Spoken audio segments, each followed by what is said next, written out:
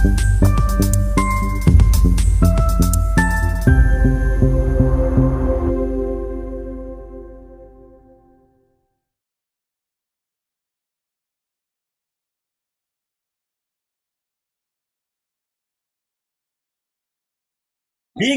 aku.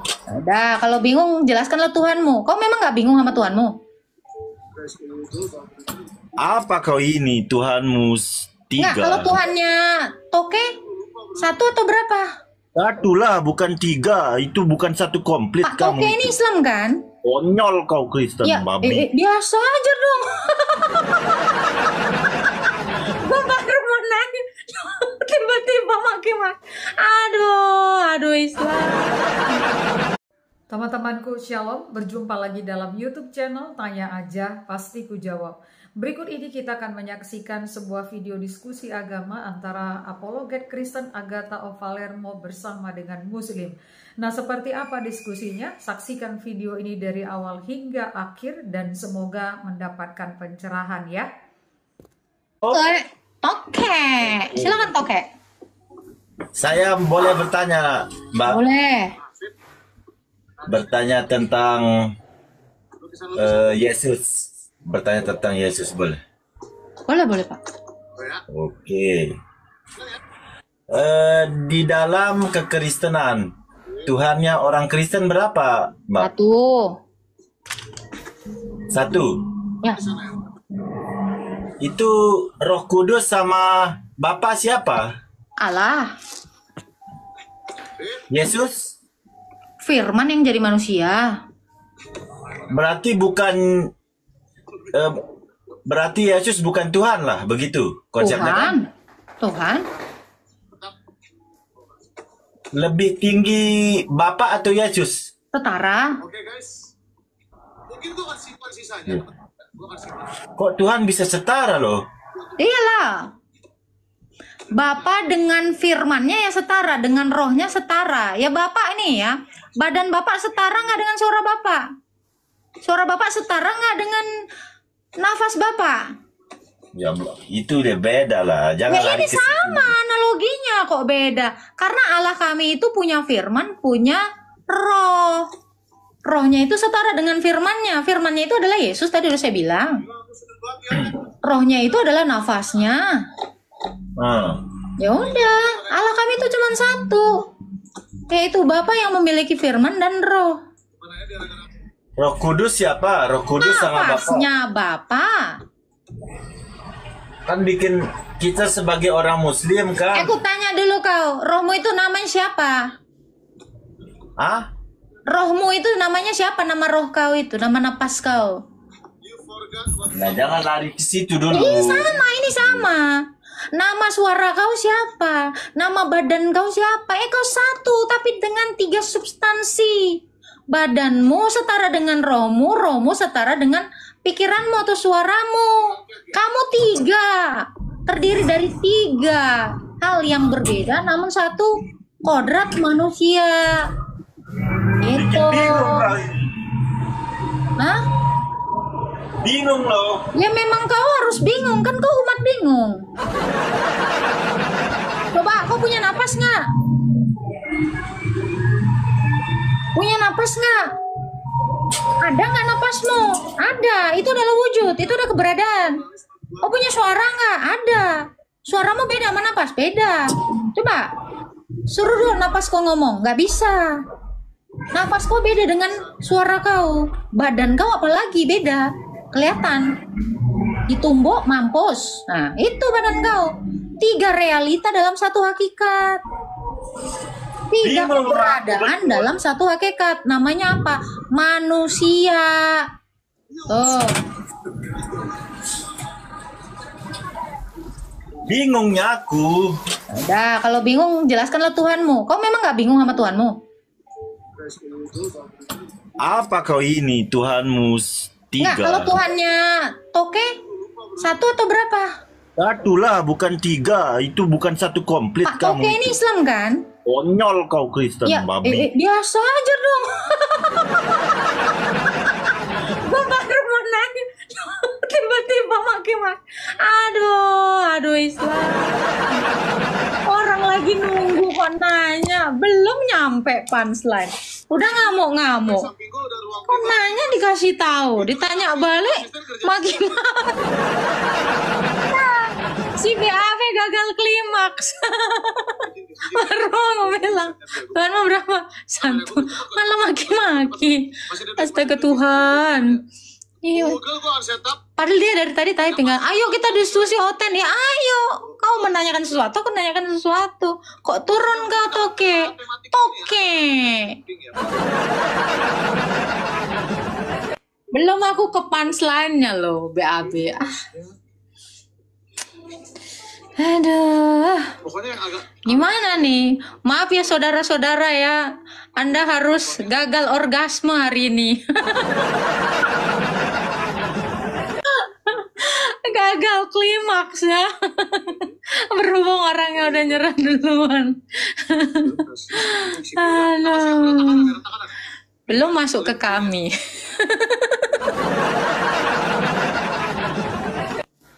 Kalau nanya nomor 1, tanya balik langsung. Halo Martin. Halo Kak Agatha. Ya silakan Bang Martin, ada yang mau ditanya. Ini Kak, aku mau tanya dari Ibrani ya. Ibrani 1 ayat yang kedua. Ibrani 1 ayat kedua bagian akhir itu, oleh Dia Allah telah menjadikan alam semesta. Ini maksudnya apakah alam semesta ini diciptakan oleh Dia? Ini yang dimaksudkan Yesus Kristus anak Allah. Apa gimana Kak? Betul. Oleh Dia atau melalui Dia, Bapa menciptakan segala sesuatu. Oleh firman, melalui firman. Nah, ini ada korelasinya dengan Yohanes 1 ayat 3. Coba dulu. Oh ya, segala sesuatu dijadikan oleh Dia, tanpa Dia itu ya. Iya.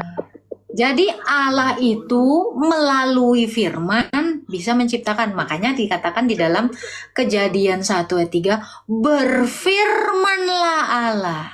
Jadi Allah dengan firman-Nya itu menjadikan langit dan bumi, menjadikan terang. Tuh. Kalau Jadi dari Allah itu bekerja bersama-sama dengan firman-Nya. Ini juga ada korelasinya dengan Yohanes 5 ayat 20 dan 21. Nah, kalau ini kan kalau dalam Kejadian itu kan proses atau masa penciptaan itu terbagi dalam 6 hari. Itu yang dimaksud 6 hari itu 6 hari kita sekarang ini atau bukan ya? Bukan. Itu 6 periode. Karena kalau 6 hari yang sekarang ini, kalau Bapak baca di penciptaan hari yang keempat, benda-benda penerang itu baru diciptakan. Bapak coba buka Kejadian 1 ayat yang Kejadian 1 ya. Ayat yang ke-14. Ayat 14.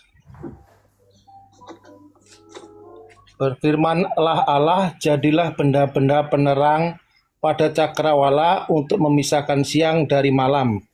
Biarlah benda-benda penerang itu menjadi tanda yang menunjukkan masa-masa yang tetap dan hari-hari dan tahun-tahun. Nah, jadi di situ baru ditetapkan hari itu 24 jam kayak yang sekarang ini.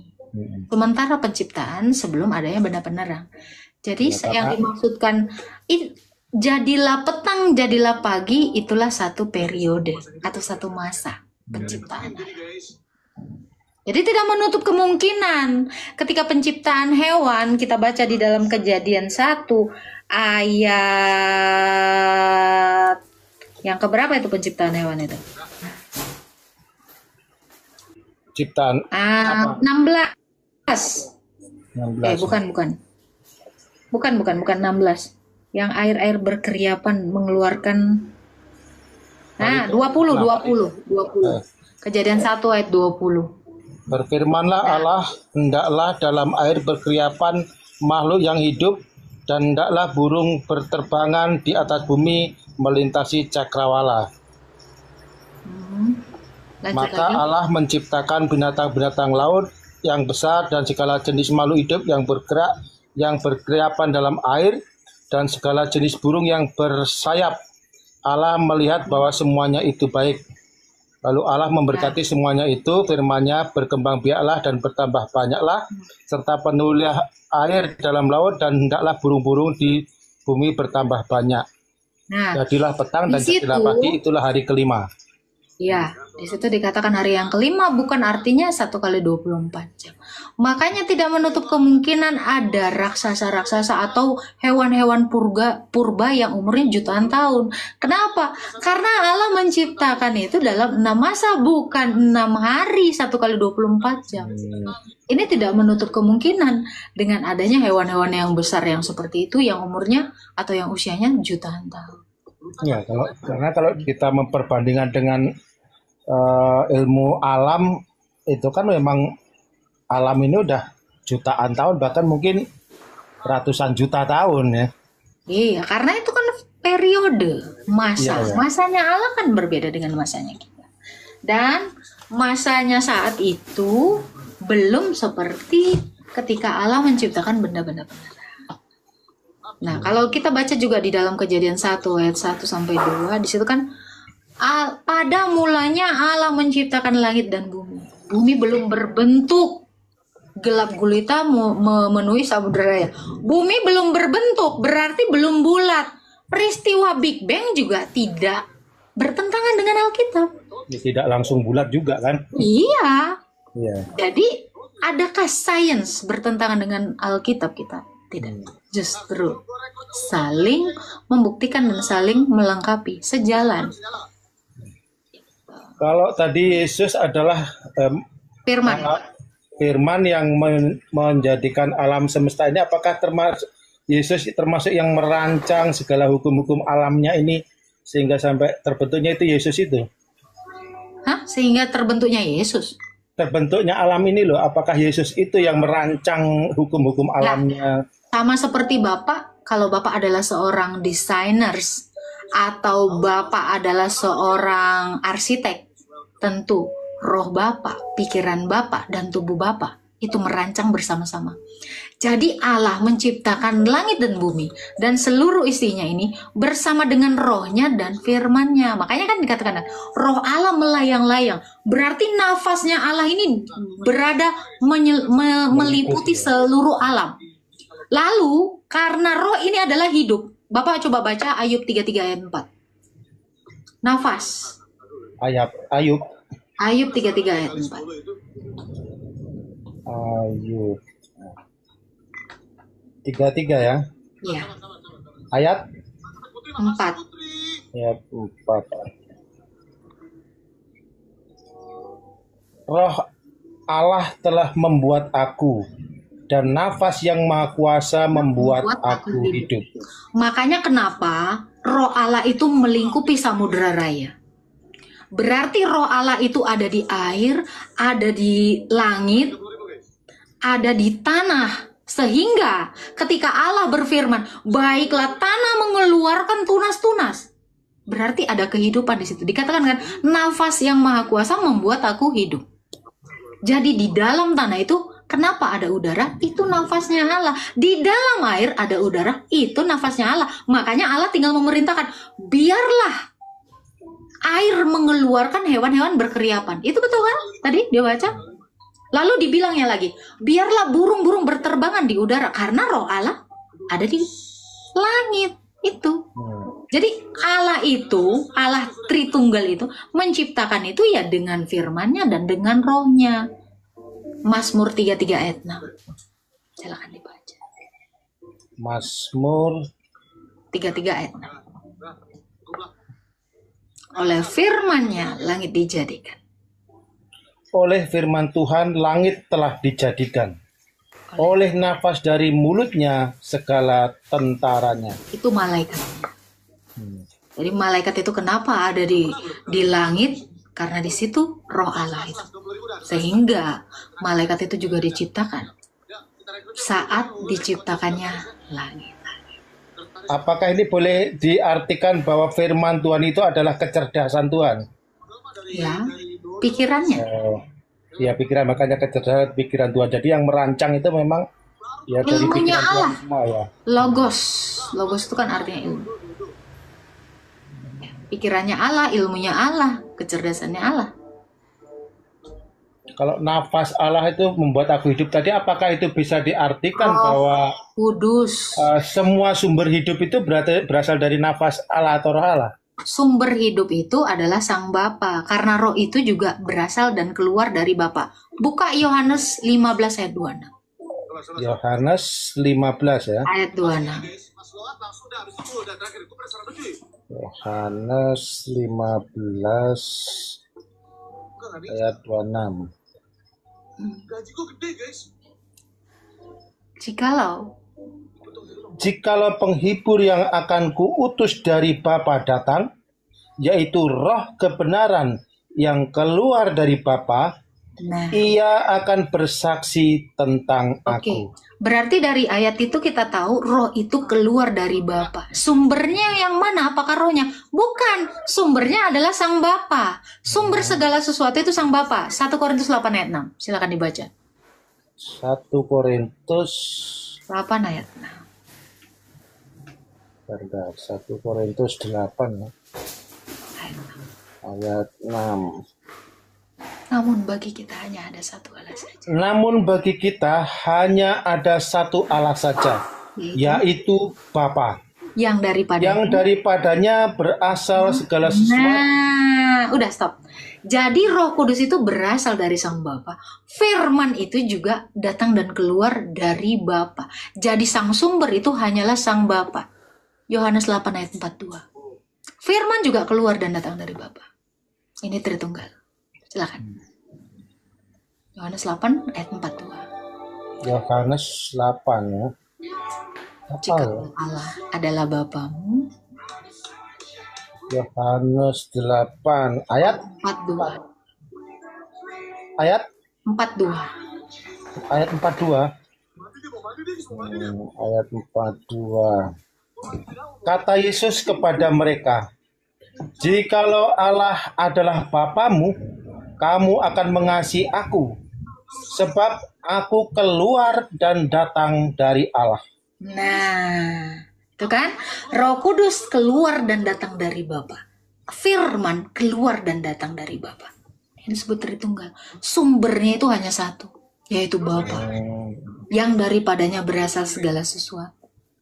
Itu yang disebut Tritunggal. Satu Allah. Satu Allah. Dengan firman dan rohnya yang secara bersama-sama ada dalam kekekalan. Yohanes 1 ayat 1. Pada mulanya telah adalah firman itu. Firman itu bersama-sama dengan Allah. Firman itu adalah Allah. Betul. Jadi kalau firmannya itu bersama-sama dengan Allah, rohnya juga bersama-sama dengan Allah. Itu yang disebut Tritunggal. Jadi orang Kristen itu mengimani apa, Kak? Nah, tadi yang ada yang bertanya, Kak, belum jelas Tritunggal. Ini lagi saya jelasin. Tritunggal itu adalah Sang Bapa yang punya firman dan punya roh. Roh dan firmannya ini berasal dari satu sumber, yaitu Sang Bapa. Itu semua ayatnya ya. Jadi dari perjanjian lama, kalau kita lihat Kejadian 1 ayat 1 sampai 3, di situ sudah Tritunggal. Dari Mazmur 33 ayat 6, di situ sudah Tritunggal. Dari Yohanes 15 ayat 26, Yohanes 8 ayat 42, itu sudah membuktikan Tritunggal. 1 Yohanes 5 ayat 7, namun ada 3 yang bersaksi di dalam kerajaan sorga, Bapa, Anak, dan Roh Kudus. Terlalu Tritunggal itu ayatnya. Sekarang saya tanya gini, kalau dalam Kejadian itu kan Adam itu kan diciptakan pada hari ke-6. Hari ke-6 tadi kan tidak merujuk pada hari manusia ya, hari saat ini, tapi periode ke-6 berarti kan. Lalu kalau ada yang pernah menyampaikan bahwa kalau Adam sampai sekarang ini belum ada 10.000 tahun. Dari Adam sampai zaman sekarang ini belum ada 10.000 tahun. Lalu kalau dari penemuan-penemuan itu ada manusia-manusia purba yang diperkirakan umurnya lebih dari puluhan ribu tahun, itu yang dimaksud itu fosil manusia atau fosil apa itu? Apa Kalau itu? berkait enggak, kalau kita hubungkan Manusia dengan purba itu kan sebenarnya hewan, sejenis hewan yang tidak bermoral. Nah, itu di dalam penciptaan hewan di hari yang kelima. Itu sudah ada. Jadi kenapa hewan dahulu ketika Allah selesai melakukan penciptaan itu, ya, itu kan dalam kondisi belum jatuh ke dalam dosa, betul nggak? Nah, di situ Allah belum mengutuk manusia, belum mengutuk tanah, belum mengutuk apapun. Nah, ini sebabnya kenapa orang Kristen itu percaya manusia purba itu ada.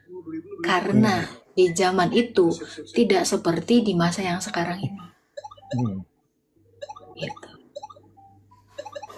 Setelah manusia jatuh dalam dosa kan Allah mengutuk tanah, betul nggak, di dalam Kejadian 3? ya betul. Iya. Di situ dikatakan apa? Semak duri dan rumput duri itu ya. Akan kau hasilkan.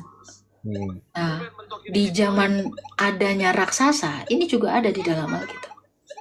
Jadi raksasa-raksasa ini ada di saat Kain dan Habil, Kain dan Set, keturunan-keturunannya ini saling menikahi.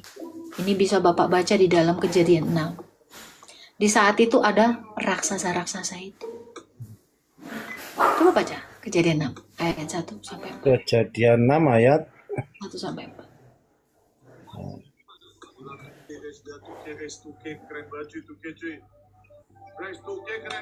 ayat 1 ya. Ya, dari ayat 1 sampai 4. Ketika manusia itu mulai bertambah banyak jumlahnya di muka bumi, dan bagi mereka lahir anak-anak perempuan, maka anak-anak Allah melihat bahwa anak-anak perempuan manusia itu cantik-cantik. Lalu mereka mengambil istri dari antara perempuan-perempuan itu, siapa saja yang disukai mereka. Berfirmanlah Tuhan, Rohku tidak akan selama-lamanya tinggal di dalam manusia, karena manusia itu adalah daging, tetapi umurnya akan 120 tahun saja. Di situ dikatakan Pada waktu itu orang-orang raksasa ada di bumi, dan juga pada waktu sesudahnya, ketika anak-anak Allah menghampiri anak-anak perempuan manusia, dan perempuan-perempuan itu melahirkan anak bagi mereka. Inilah orang-orang yang gagah perkasa di zaman purbakala, orang-orang yang kenamaan. Oke, itu kan. Jadi di zaman itu, di zaman di mana keturunan Kain yang disebut anak manusia dan keturunan Set yang disebut anak-anak Allah. Itu saling menghampiri. Di zaman itu ada orang-orang purba itu. Jadi apakah Alkitab bertentangan dengan penelitian yang ada? Saling melengkapi lah ya. Ya, berjalan beriringan. Ada lagi yang mau ditanya Pak Martin? Tadi tentang Ibrani 1 ayat 2 sudah paham? Jadi Allah sudah paham, berarti memang itu kan pikiran melalui firman Allah itu adalah pikiran Allah yang memang yang merancang alam semesta ini. Iya. Allah itu bersama-sama dengan firman dan bersama-sama dengan rohnya menciptakan segala sesuatu. Jadi kalau Allah itu cuma satu kayak gini ya. Kalau Allah itu cuma satu kayak gini, dia tidak punya firman, tidak punya roh. Bagaimana? Dengan apa dia mencipta? Dengan apa dia menghidupkan? Karena Allah mencipta dengan firman, menghidupkan dengan nafasnya. Itu tadi kan Ayub 33 ayat 4 dan Mazmur 33 ayat 6. Jadi Ibrani 1 ayat 2. Coba dibacakan dulu dari ayat 1. Setelah pada zaman dahulu, Allah berulang kali dan dalam pelbagai cara berbicara kepada nenek moyang kita melalui perantara nabi. Berarti Allah kalau mau berbicara dengan manusia melalui perantara nabi, fix ya. pada zaman akhir. Nah, zaman Yesus itu zaman akhir. Dia berbicara melalui perantara anaknya. Berarti anaknya harus jadi nabi. Makanya kenapa Yesus juga disebut nabi atau Mesias. Itulah yang disebut diurapi. Jadi orang-orang Kristen tidak menolak Yesus itu yang adalah firman, yang hakikatnya Allah. Yohanes 1 ayat 2 itu juga disebut nabi gelarnya. Karena Allah Sang Bapa berbicara harus melalui perantara nabi. Dengan berbagai cara dulu kan. Ayat 1-nya itu kan. Allah berulang kali berbicara kepada nenek moyang kita dengan pelbagai cara. Caranya apa? Dalam semak yang tidak terbakar. Bentuknya seperti itu. Itu yang kita kenal sebagai Kristofani atau Teofani, penampakan ilahi.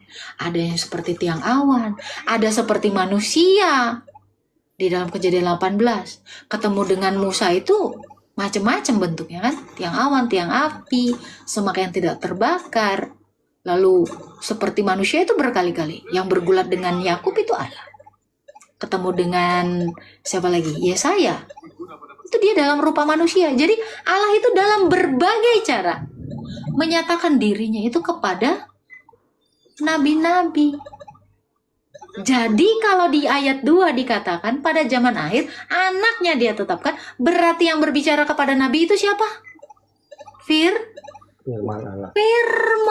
Makanya Yesus bilang apa? Di dalam Yohanes 8 ayat 49 sampai 58. Bapakmu Abraham telah melihat hari-hariku dan dia bersuka cita. Dia bilang gitu. Kenapa? Karena Abraham ketemunya sama Yesus. Baca Kejadian 18. Yang ditemui Abraham 3 orang manusia, 2 malaikat, 1 Allah. Yang makan disediakan dan dimasakin sama Sarah. Berbagai cara pikir apakah termasuk dengan cara lewat mimpi juga? Bisa. Waktu kepada Yusuf, waktu kepada Samuel. Yusuf bapak istrinya Maria lah ya, istrinya Bukan. suaminya. Oh iya, Yusuf sama istrinya Maria juga. Kan Juga dalam itu, mimpi. apakah itu berarti Yusuf istri Maria juga termasuk nabi? Bukan, karena dia tidak menjadi perpanjangan lidah kan. Allah berbicara kepada nenek moyang, kita berbicara kepada manusia melalui perantara nabi-nabi. Jadi nabi itu menyampaikan ke halayak ramai. Kalau Maria itu hanya untuk dirinya. Kan dikatakan itu hanya khusus untuk Maria. Maka dia menyimpan segala sesuatu di dalam dirinya. Makanya Maria tidak disebut nabi. Walaupun Allah itu berbicara dengannya langsung dan Allah itu inkarnasi melalui rahimnya yang perawan itu. Yusuf kan juga mendapatkan mimpi ketika dia Tapi itu untuk ke Mesir. dikatakan di halayak ramai itu. Ya, memang untuk dirinya sendiri memang. Jadi berarti tidak termasuk nabi ya. Bukan. Walaupun dia mendapatkan mimpi. Zakaria juga ditemui malaikat Allah, Gabriel. Tapi apakah Zakaria disebut nabi? Tidak, dia tetap imam. Imam memang. Iya. Jadi Allah itu hanya menyatakannya untuk kepada halayak ramai itu melalui perantara nabi. Itu orang-orang yang diurapinya itu. Gitu. Ada lagi yang mau ditanyakan Pak? Cukup. Terima kasih. Tuhan berkati Pak Martin. Terima kasih. Haleluya. Ya, shalom. Aja, kan? Jangan tidak. Halo, Coco Rico. Iya, sore Agatha. Shalom. Shalom, Pak. Ya, makasih ya boleh diajak bergabung. Ada yang mau ditanyakan, Pak? Iya, mau sedikit pencerahan aja Bu Agatha. Boleh bilang Philip sebenarnya, Pak, yang luar. Bisa. Aku mau coba tanyakan tentang ular di dalam Alkitab. Tanya apa? Tentang ular yang di dalam Alkitab. Oke, boleh. Jadi saya kan sedikit aja pengetahuan saya. Maksud saya gini loh, awal perjanjian Tuhan dengan Adam itu diawali dosa dengan adanya ular. Dan di perjanjian baru aku juga melihat Bentar. Di mana awal perjanjian Allah itu?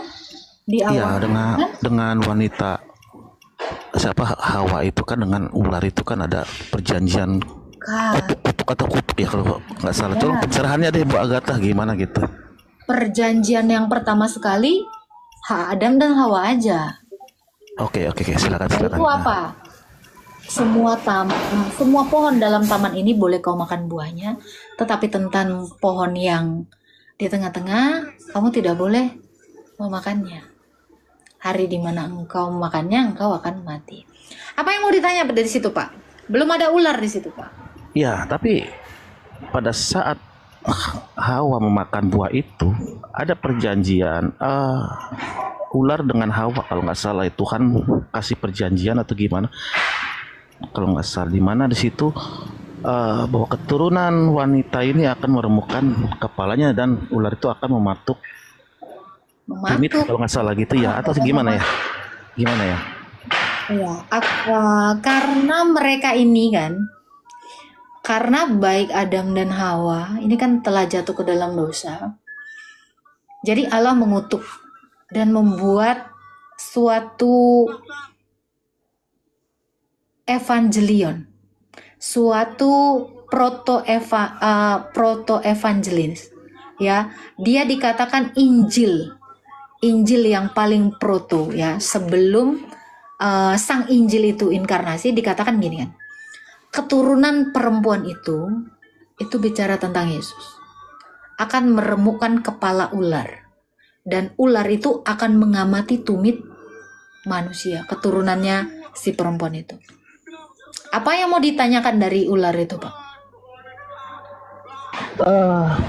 Karena saya ini lebih hujan deras juga ya, agak berisik, makanya tadi agak saya mute. Begini loh, di perjanjian baru ada lagi disebutkan ular itu sebuah lambang kecerdikan, dibuat tertulis di situ. Apa ya maksudnya ya? Ular yang dimaksud itu kan adalah si Satan. Si Satan yang menjelma jadi ular. Apakah itu berlaku untuk semua ular? Tidak. Yang dikatakan yang terkutuk itu, yang di dalam Kejadian 3 ayat yang ke-15 itu adalah ular bludak. Tidak semua ular yang dimaksudkan. Kenapa? Karena ada juga ular tembaga yang dibuat oleh Musa, itu menyembuhkan. Jadi kita tidak bisa mengeneralisir kutukan itu atau perjanjian itu untuk semua jenis ular. Tetapi yang dimaksud di dalam Kejadian 3 ayat 15 itu adalah ular bludak yang adalah Satan itu. Satan yang menjelma jadi ular. Itu Pak Rico. Oke. Tapi boleh nanya lagi ya. Apakah setelah kematian Tuhan Yesus itu perjanjian itu sudah selesai? Yang tadi dibilang sama yang dikutuk sama Tuhan itu pada saat awal. Perjanjian itu sudah selesai, tetapi perjanjian itu sudah dilakukan. Karena iblis yang menjelma jadi ular itu kan sudah mengamati Yesus, sudah mencoba Yesus. Dan Yesus itu sudah menginjak ular itu dalam kematian, dalam pencobaan di padang gurun, dalam keadaan dia disalib. Yang dimasukkan diinjak itu kan karena kan Bapak tahu ular itu bisanya di mana? Di kepala. Kepala kan? Iya. Kepala itu. Nah, bisanya itu, sengatnya itu udah dihancurkan oleh Yesus. Apa sengatnya itu? Kematian tadi. Dunia orang mati tadi. Ibrani 2 ayat 14 dan 15. Karena anak-anak itu dari darah dan daging. Nah, ini penggenapan dari Kejadian 3 ayat 15. Karena anak-anak itu dari darah dan daging, dan ia juga menjadi sama seperti anak-anak dari darah dan daging itu, dan mendapatkan bagian yang sama dalam keadaannya, supaya dengan kematiannya ia memusnahkan ia, yaitu iblis yang berkuasa atas maut. Siapa itu? Ya, iblis yang menjelma jadi ular itu. Jadi melalui kematian Yesus, kepala ular itu sudah diinjak-injak, sudah digenapilah Kejadian 3 ayat 15 itu ketika Kristus itu bangkit pada hari yang ketiga. Seperti itu Pak Coco, Rico. Oke, Bu Agatha. Jadi saya ada sedikit asumsi ini. Boleh ya sedikit ya, boleh dikoreksi kalau salah. Jadi pernah saya baca kitab Wahyu, aku berasumsinya begini, setelah selesai di situ diinjak-injak iblis itu dengan Tuhan Yesus, di kitab Wahyu yang akan datang berarti iblis itu tidak berbentuk ular lagi berarti ya, karena saya tidak ada narasi-narasi ular di situ yang akan datang. Kira-kira gimana tuh Bu Agatha? Tolong pencerahannya. Di mana di Wahyu berapa? Di Wahyu berapa ya? Pokoknya di Wahyu itu iblis tidak dinyatakan sebagai ular lagi karena di situ Itu ular tua naga itu, ya, si iblis, si ular tua itu kan? iya. Itu kan yang diturunkan ke ini. Jadi gini Pak, apakah iblis ini dalam bentuk ular? Tidak. Kan waktu Hawa dan Adam itu dicobai iblis itu kan menjelma jadi ular. Itu tadi narasi saya kan. Oke. Dia di situ menjelma jadi itu. Jadi wujud sebenarnya dari si setan atau si ular beludak itu apa? Ya dia malaikat. Malaikat yang jatuh. Malaikat itu adalah makhluk roh. Dan dia juga menyeret sepertiga dari malaikat lain untuk memberontak dari Allah. Jadi wujud sebenarnya dia adalah malaikat, tapi malaikat yang jatuh, yang sudah tersungkur itu. Dia bisa menjelma dalam rupa apa aja Pak. Luar biasa. Bahkan iblis itu bisa menjelma jadi arwah-arwah nenek moyang kita. Jadi seolah-olah, oh nenek moyangku datang, enggak. Padahal itu kerjaan sih iblis itu. Itu. Nah, si keturunan ular beludak itu kita bisa lihat itu adalah orang-orang Farisi. Tuh, mereka itu yang merancangkan kejahatan itu. Dan pembunuhan itu, itulah keturunan ular beludak. Makanya orang Farisi itu kan dikatai Yesus tuh kan, hai engkau keturunan ular beludak. Nah itu, orang-orang Farisi itu. Silakan Pak. Ada lagi yang mau ditanyakan? Ih lucu banget. Terima kasih Bu Agatha. Ya, Tuhan berkati Pak Coco. Oke, cukup deh. Terima kasih. Amin. Thank you Pak.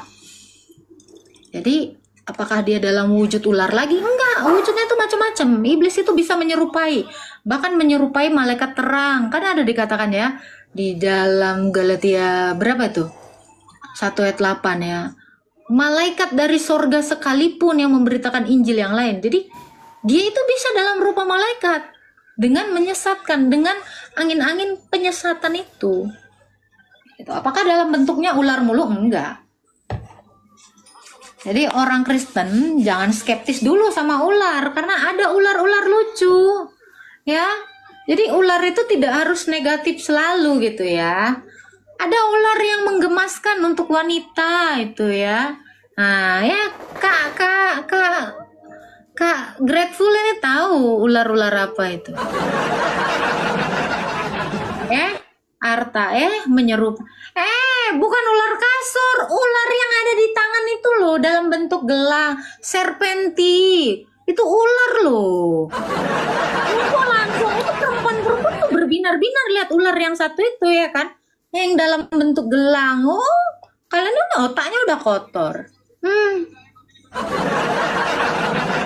Langsung bukan ular kadut, ular betis, bukan. Ular itu loh, makanya main-main lah ke toko perhiasan Bulgari. Quencana, ting.